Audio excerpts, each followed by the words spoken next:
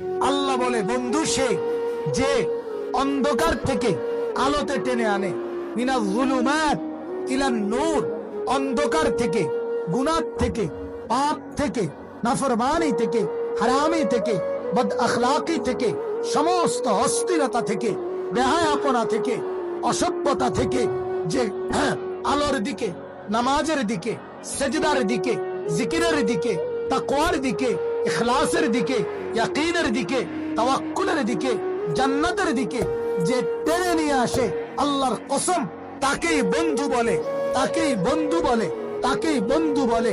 যে মদ খাওয়া শিখায়, জুয়া খেলা শিখায়, নারী দেখা শিখায়, উলঙ্গ ছবি দেখায়, নাচ দেখায়, এই রকম জুয়া খেলায় অভ্যস্ত করে নেশার রাজ্যে ডুবায়া দেয়, নর্তকী আর সিনেমা, নাটক আর উলঙ্গপনা।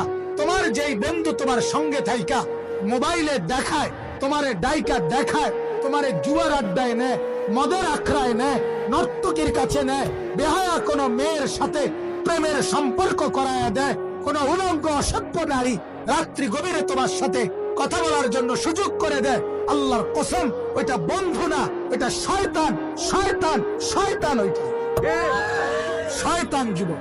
অসৎ বন্ধু বন্ধু না, শয়তান।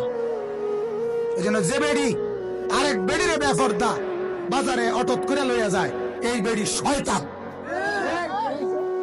শয়তান। এটা যেই যুবক আরেক যুবককে একসাথে খাড়াইয়া মুতে অথচ কিচ্ছু বলে না, তুই একটা শয়তান।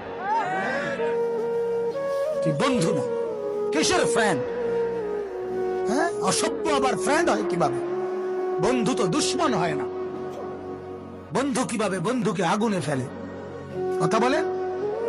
ছেলে পেলে মা চিনে না, বাপ চিনে না, মহল্লা চিনে না, অভিভাবক চিনে না, মুরব্বী চিনে না, ইমাম চিনে না, খতিব চিনে না, আলেম চিনে না, চিনে তার মতো সমবয়সী খাড়াইয়া মতে এরম এক লম্পট বখাটে।